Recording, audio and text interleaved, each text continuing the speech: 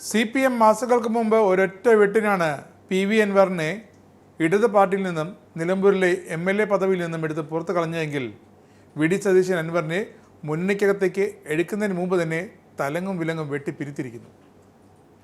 PV അൻവറിൻ്റെ വീണ്ടും ഒരു നിയമസഭാ സാമാജിക മോഹങ്ങൾക്ക് കടക്കൽ വെച്ച് തന്നെ വെട്ടി നിർത്തിയിരിക്കുകയാണ് അങ്ങനെ VD സതീശൻ. അപ്പോഴാണ് സതീശന് തൻ്റെ മനസ്സിന് ഒരു പരിധിവരെ സമാധാനമായത്.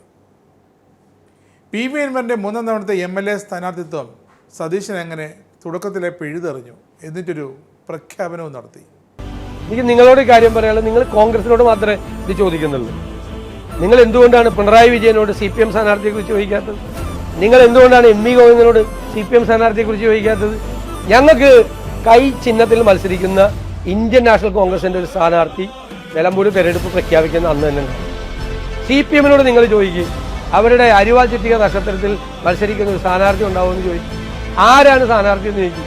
പാർട്ടിക്കാരെങ്കിലും സ്ഥാനാർത്ഥിയാവുമെന്ന് ചോദിക്കും. ഒരുപാട് ചോദ്യങ്ങൾ നിങ്ങൾക്ക് അവരോട് ചോദിക്കാനുണ്ടല്ലോ, അത് നിങ്ങൾ ചോദിക്കുന്നില്ലല്ലോ. ഞങ്ങളോട് മാത്രം എല്ലാ ദിവസവും ചോദിച്ചുകൊണ്ടിരിക്കുക. ഞാൻ ആദ്യമേ തന്നെ പറഞ്ഞു, ആദ്യം സ്ഥാനാർത്ഥിയെ പ്രഖ്യാപിക്കുന്നത് ഞങ്ങളായിരിക്കും. അപ്പോൾ തൃണമൂൽ കോൺഗ്രസിൻ്റെ കേരളത്തിലെ പരമോന്നത നേതാവായി ചുമതലയേറ്റ് UDFിലേക്ക് വലതുകാൽ നീട്ടി കയറാനെത്തിയ PV അൻവറിനോട് കന്റോൺമെൻറ് ഹൗസിൽ വെച്ച് VD സതീശൻ എന്താണ് ചർച്ച ചെയ്തത്? എന്താണ് അൻവർ പറയാൻ ഉദ്ദേശിച്ചത്? എന്താണ് സതീശൻ കേട്ടത്? എന്താണ് സതീശൻ തിരികെ പറഞ്ഞത്? PV അൻവർ സതീശനോട് തൻ്റെ നിലപാട് വ്യക്തമാക്കിയതാണ്. എന്താണ് നിലപാട്? പഴയ നിലപാടല്ല. അന്ന് CPMൽ നിന്നും എല്ലാം ഇട്ടെറിഞ്ഞ് രാജിവെച്ച് പുറത്തിറങ്ങുമ്പോൾ ഒരാവശ്യത്തിനോട് താൻ പറഞ്ഞാണ് അന്ന് കോൺഗ്രസ്സുകാരനായ VS ജോയിയാകും ഇനി അടുത്ത നിലമ്പൂരിലെ സ്ഥാനാർത്ഥിയെന്നും താൻ പിന്തുണയ്ക്കുമെന്നും. പക്ഷേ ഇപ്പോൾ അങ്ങനെയല്ല കാര്യങ്ങൾ. അന്ന് രാജിവെച്ചപ്പോൾ ഒരാവശ്യത്തിന് പറഞ്ഞാണ് ആ സ്ഥാനാർത്ഥിത്വം. അതൊന്ന് മാറ്റിപ്പിടിക്കണമെന്നാണ് VD സതീശനോട് PV അൻവർ ആവശ്യപ്പെട്ടത്. പക്ഷേ എന്തായി? അന്ന് ആ പ്രഖ്യാപനം നടത്തിയ PV അൻവറിനെ VD സതീശൻ മുൻകൈയെടുത്ത് UDFിൽ എടുത്തില്ല. അതോടെ പാലക്കാടും തൃത്താലയും ഉപതെരഞ്ഞെടുപ്പുകളിൽ PV അൻവർ പുറത്തു നിന്നു. VD സതീശനും K സുധാകരനും അകത്തു നിന്ന് PV അൻവറിനെ പറയേണ്ടതൊക്കെ പരമാവധി പറഞ്ഞ് നാണം കെടുത്തുകയും ചെയ്തു.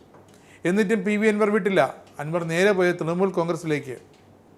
എന്നിട്ട് ലോക്സഭാ പ്രതിപക്ഷ നേതാവായ രാഹുൽ ഗാന്ധിയുടെ ഒരു നോ ഒബ്ജക്ഷൻ മുന്നണി പ്രവേശന കത്തുകൂടി വാങ്ങിയിട്ടാണ് PV അൻവർ തൻ്റെ തൃണമൂൽ കോൺഗ്രസിനെയും തള്ളി UDFിൻ്റെ പടിവാതിൽ വരെ എത്തിയത്. അന്ന് UDFിൽ നിന്നും കടക്ക് പുറത്തെന്ന് PV അൻവറിനോട് പറഞ്ഞ അതേ VD സതീശന് മുന്നാകെ തന്നെ PV അൻവർ രാഹുൽ ഗാന്ധിയുടെ കത്തുമായി എത്തി ചർച്ചയും നടത്തി. എന്നിട്ട് എന്താണ് ഇപ്പോൾ സംഭവിച്ചത്? ചർച്ചയെല്ലാം കഴിഞ്ഞ് വളരെ മധുരമായ പ്രതികാരമാണ് ഇപ്പോൾ VD സതീശൻ PV അൻവറിനോട് കാട്ടിയത്. കൊടുത്താൽ കൊല്ലത്തും കിട്ടുമെന്ന് സതീശൻ അൻവറിനോട് പറഞ്ഞിട്ട് അൻവറിന് മനസ്സിലായില്ല. അപ്പോൾ പിന്നെ സതീശൻ്റെ സന്ദേശം ഇതായിരുന്നു, ഇവിടെ UDFിൽ ഇപ്പോൾ താൻ പറയുന്നതാണ് വേദവാക്യമെന്ന്. ഗതികേട് കൊണ്ട് അൻവറിന് തിരികെ ഒന്നും പറയാൻ പറ്റാത്ത സാഹചര്യം എന്നാണ് അറിഞ്ഞത്. എന്താണ് അൻവറും സതീശനും തമ്മിൽ അന്ന് ചർച്ച ചെയ്തതെന്ന് ഇപ്പോഴും പുറത്ത് പരസ്യമായിട്ടില്ല. കാരണം അത് പിന്നീട് പറയാമെന്നൊരു സസ്പെൻസിലാണ് ഇപ്പോൾ VD സതീശൻ. ആ സസ്പെൻസ് കൂടിയായപ്പോൾ കാര്യങ്ങൾ PV അൻവറിന് കൊഴിഞ്ഞു മറിയുകയാണ്. നിലമ്പൂരിലെ UDFിലെ കോൺഗ്രസിലെ സ്ഥാനാർത്ഥി മോഹികൾക്കും എല്ലാം കൊഴിഞ്ഞു മറിയുന്നു. ഇനി നിലമ്പൂരിൽ UDF സ്ഥാനാർത്ഥി കൈപ്പത്തയിൽ തന്നെയാകും മത്സരിക്കുകയെന്ന് VD സതീശൻ പറയുമ്പോൾ അപ്പോൾ പോലും സ്ഥാനാർത്ഥിയായിരുന്ന സതീശന് പോലും തിട്ടമില്ല. കാരണം സ്ഥാനാർത്ഥി മോഹികൾ 1 അല്ല 5 അല്ല, ഒരു ഡസനിൽ കൂടുതലുണ്ട് നിലമ്പൂരിൽ. CPMനെ വെല്ലുവിളിക്കുകയും നിങ്ങൾ സ്ഥാനാർത്ഥിയെ പ്രഖ്യാപിക്കുന്ന പറയുകയും ചെയ്ത സതീശൻ പക്ഷേ തങ്ങളുടെ സ്ഥാനാർത്ഥിയായിരുന്ന് ഇതുവരെ പ്രഖ്യാപിക്കാൻ പറ്റാത്തൊരവസ്ഥയിലാണ്. അതുകൊണ്ട് തന്നെ സതീശൻ തീരുമാനിച്ചിരിക്കുന്നത് പന്ത് തൽക്കാലം CPMൻ്റെ കോട്ടയിൽ നിൽക്കട്ടെ. അതാണ് സതീശൻ പറഞ്ഞത്, നിങ്ങളാദ്യം സ്ഥാനാർത്ഥിയെ പ്രഖ്യാപിക്കുക, എന്നിട്ട് ഞങ്ങൾ പ്രഖ്യാപിക്കാമെന്ന്. പക്ഷേ ഇവിടെ അംഗം തുടങ്ങിയിട്ടേ ഉള്ളൂ.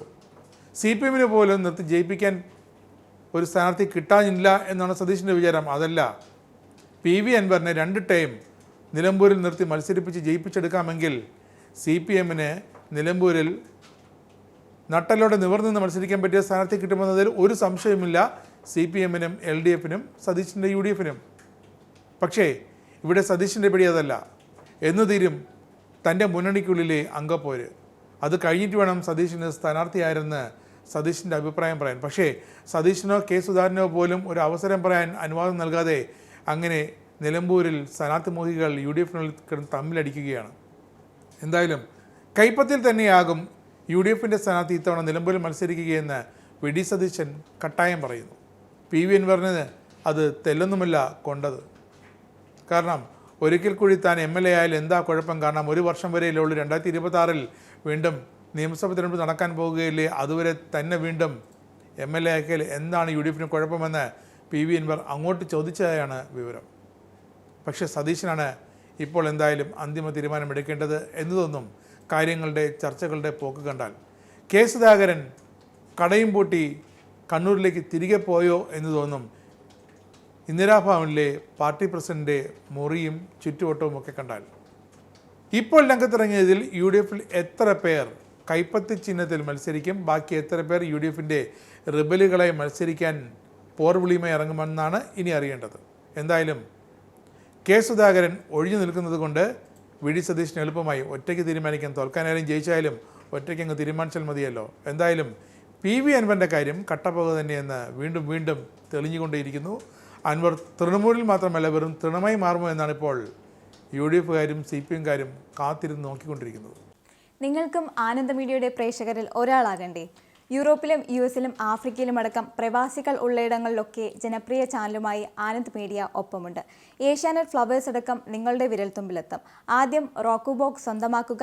അതിൽ നിന്നും ആനന്ദ് മീഡിയ ആപ്ലിക്കേഷൻ ഡൗൺലോഡ് ചെയ്യുക, ഇൻസ്റ്റാൾ ചെയ്യുക. എന്നിട്ട് 02085866511 എന്ന നമ്പറിൽ ഞങ്ങളുടെ കസ്റ്റമർ കെയറിൽ ബന്ധപ്പെടുക. അല്ലെങ്കിൽ +91 735 660 3747 എന്ന നമ്പറിൽ വാട്സപ്പ് ചെയ്യുക.